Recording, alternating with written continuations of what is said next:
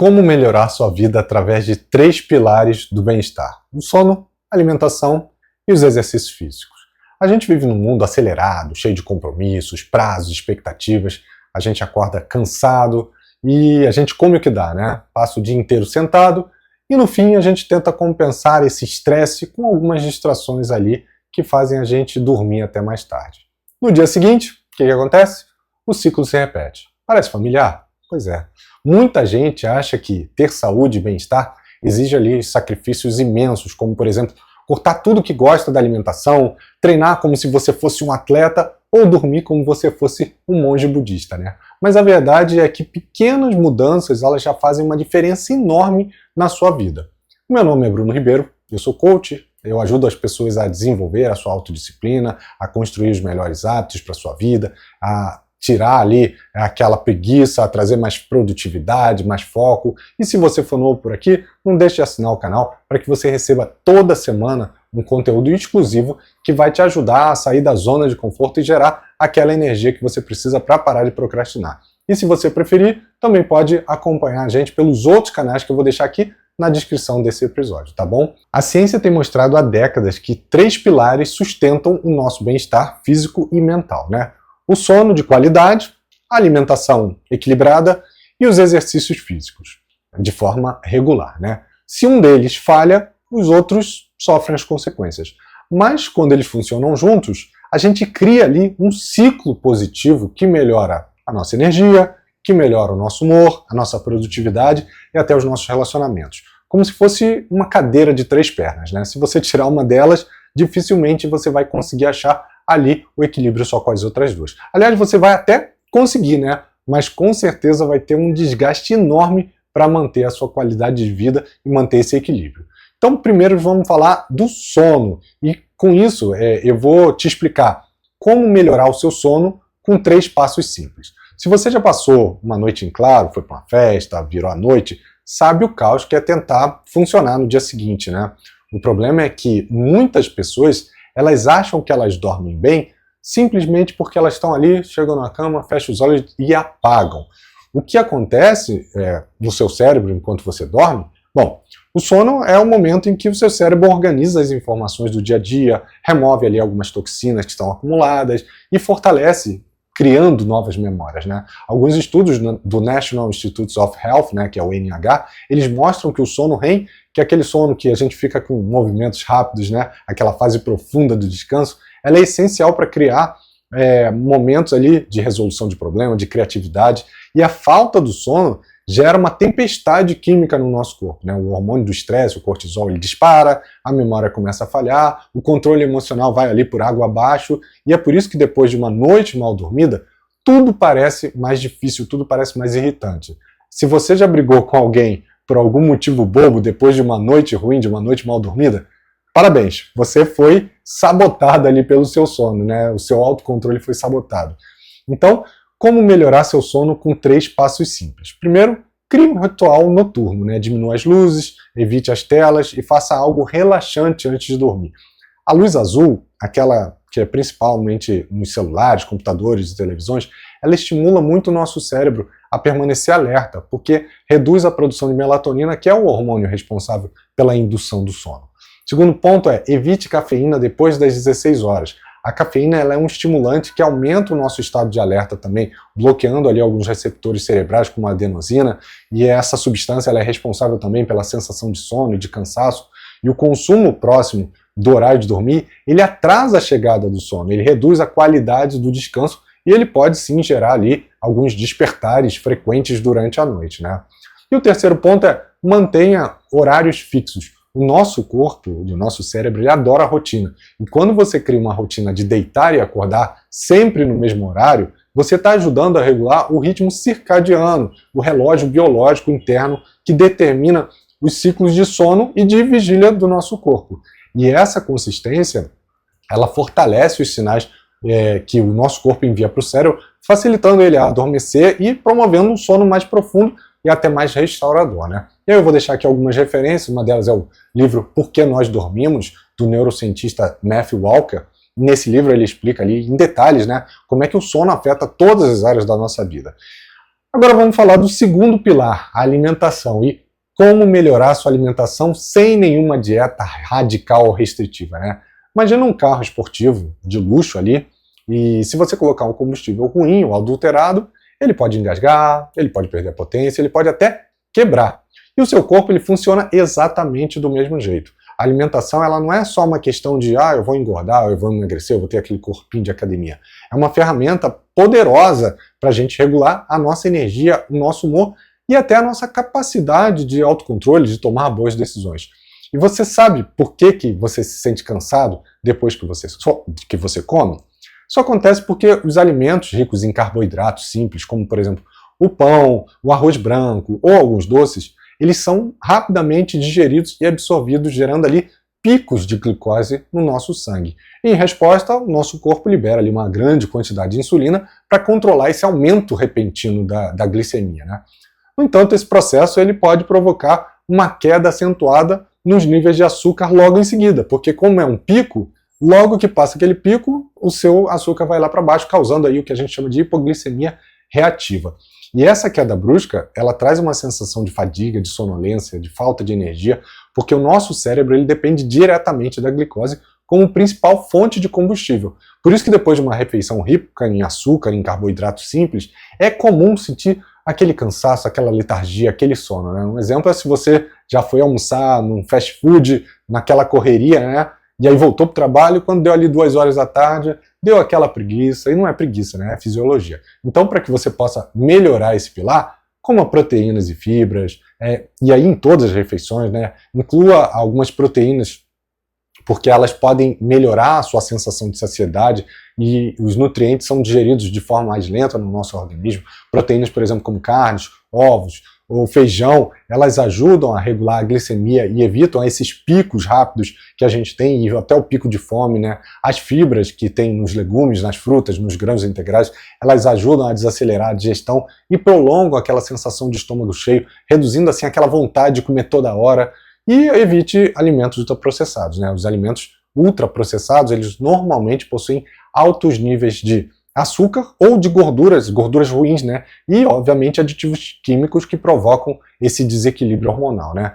E com isso, fome frequente e ganho de peso, né? Optar pela alimentação mais natural e minimamente processada, como carne fresca, ovos, frutas, legumes, vegetais, vai garantir aí um maior controle do seu apetite, da sua saúde em geral e aumentando a sua qualidade nutricional das refeições. E o terceiro ponto é beba mais água. A desidratação ela pode facilmente ser confundida com fome, porque o nosso cérebro ele nem sempre consegue distinguir claramente entre essas duas situações, entre essas duas sensações. Então, beber mais água ao longo do dia ajuda a manter o seu organismo mais hidratado, melhora a sua disposição e evita que você coma sem necessidade, né? Dessa forma contribuindo ali para melhorar não só a sua fome, mas também uma perda de peso, um controle do peso mais saudável, né? E como referência eu vou trazer aqui o documentário That Sugar Film, que é um documentário que mostra como o consumo excessivo de açúcar ele afeta o nosso corpo e a nossa mente. E por fim, vamos falar do pé da cadeira que faltava, o pilar dos exercícios físicos. Eu vou te ensinar como sair do sedentarismo sem sofrimento. Se uma empresa criasse, vamos pensar no futuro, né? Se uma empresa criasse um remédio que aumentasse a sua energia, reduzisse o seu estresse, melhorasse o seu sono, ajudasse no seu foco e ainda deixasse o seu corpo mais bonito do jeito que você quer, você compraria? Então, esse remédio já existe. Ele se chama atividade física. O ser humano, ele evoluiu se movimentando, né? Se você for pensar, os nossos ancestrais, eles andavam dezenas de quilômetros por dia para poder caçar, para coletar alimentos, para fugir dos predadores. Mas hoje em dia, a gente fica sentado o tempo todo, no carro, no trabalho, se for em casa também, no sofá, vendo Netflix. O nosso corpo, ele evoluiu aí durante esses milhares de anos para se movimentar constantemente, mas o estilo de vida moderno, o estilo de vida que a gente leva hoje em dia, coloca a gente de forma cada vez mais sedentária. E esse comportamento, ele reduz a circulação sanguínea, ele enfraquece os nossos músculos, as nossas articulações, ele afeta de forma negativa a nossa saúde física, a nossa saúde mental. A ausência desse movimento, ele leva ao nosso corpo ao aumentar as inflamações, ele gera dores crônicas, sensação de cansaço, e até a gente fica mais vulnerável a transtornos aí psicossomáticos, emocionais, como por exemplo ansiedade, depressão. Por isso que romper o ciclo do sedentarismo, inserindo aí pequenas atividades físicas na sua rotina, é essencial para trazer ali ou restaurar aquele equilíbrio natural do nosso corpo e melhorar a qualidade da nossa vida. E para te ajudar a sair desse sedentarismo, eu vou trazer aqui 3 técnicas simples que você pode aplicar no seu dia a dia. Primeiro, faça algo que você goste. Escolher uma atividade física que realmente você gosta aumenta de forma significativa a sua chance de tornar isso um hábito duradouro. Não é necessário frequentar a academia tradicional todos os dias. O importante é você se movimentar e de maneira prazerosa. Então, atividades, por exemplo, como dança, como artes marciais, como caminhada, às vezes caminhada na natureza, para quem gosta, ou natação, elas podem ser alternativas excelentes para poder aliar o prazer com a sua atividade física, reduzindo aquela resistência inicial e tornando o exercício mais atrativo e menos sacrificante, né? O segundo ponto é, comece pequeno.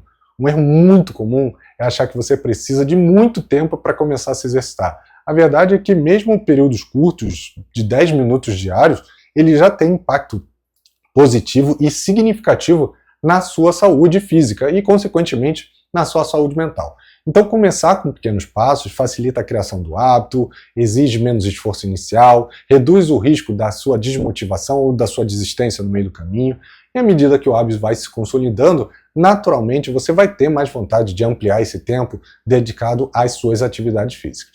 E o terceiro ponto é, use a regra dos 5 minutos. Quando a preguiça ou a resistência ao exercício ou à atividade física surgir, comprometa-se só com 5 minutos daquela atividade. Psicologicamente, o cérebro ele aceita melhor essa proposta, já que o esforço inicial parece ser mínimo, né? 5 minutos.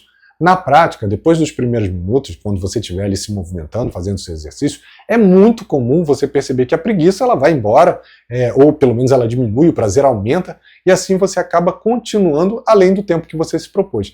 Essa técnica, que é bem simples, ela acaba reduzindo as barreiras mentais que elas impedem que a gente faça ali a consistência da nossa prática de exercício físico. Eu vou trazer aqui o livro O Poder do Hábito como referência, né, do Charles Duhigg. Ele explica como pequenas mudanças podem causar grandes transformações na nossa vida, principalmente quando a gente fala sobre hábitos angulares, né? Daqui a pouquinho eu vou falar um pouco sobre eles.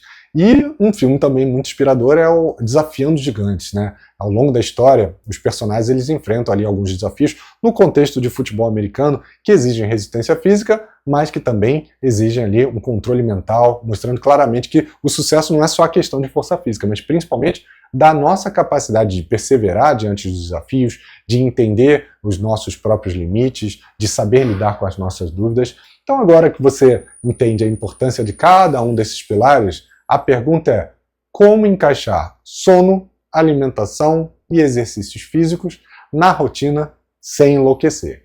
Então vamos lá, comece usando a regra do bom e não perfeito. Muita gente desiste antes mesmo de começar porque acha que precisa seguir tudo 100%. Mas a perfeição, nesse contexto, ela é inimiga do progresso. Se você não conseguir dormir 8 horas, tudo bem, tenta 7, tenta 6. Se não conseguir treinar 1 hora, faz 20 minutos. Se comer mal no almoço, compensa no jantar. O segredo é a consistência e não a perfeição. Além disso, associe um hábito ao outro. O nosso cérebro ele aprende melhor quando ele liga um hábito a algo que já existe. Então, por exemplo, escova os dentes e depois de escovar os dentes, medita ali por 2, 5 minutos. Assiste a TV, mas assiste fazendo um alongamento. Coloca um copo d'água ao lado do seu celular para te lembrar de beber água quando você for pegar o celular.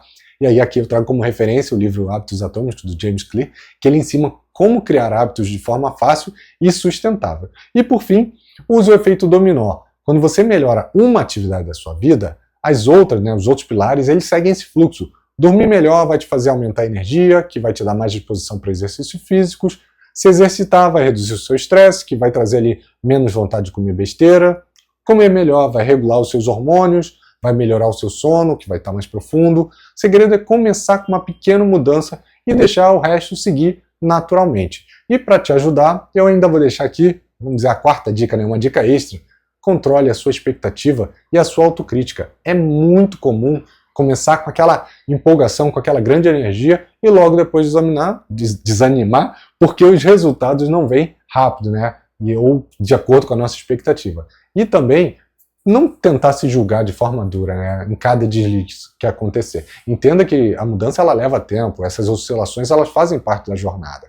A cada pequeno progresso você tem que celebrar as vitórias, mesmo que mais simples, como trocar um doce por uma fruta ou conseguir acordar um pouquinho mais cedo. Ser gentil consigo mesmo fortalece não só a tua motivação, mas torna o processo mais leve, mais fácil de ser sustentável. Afinal, construir hábitos saudáveis não é uma corrida rápida, é uma caminhada constante rumo sim aí à sua melhor versão.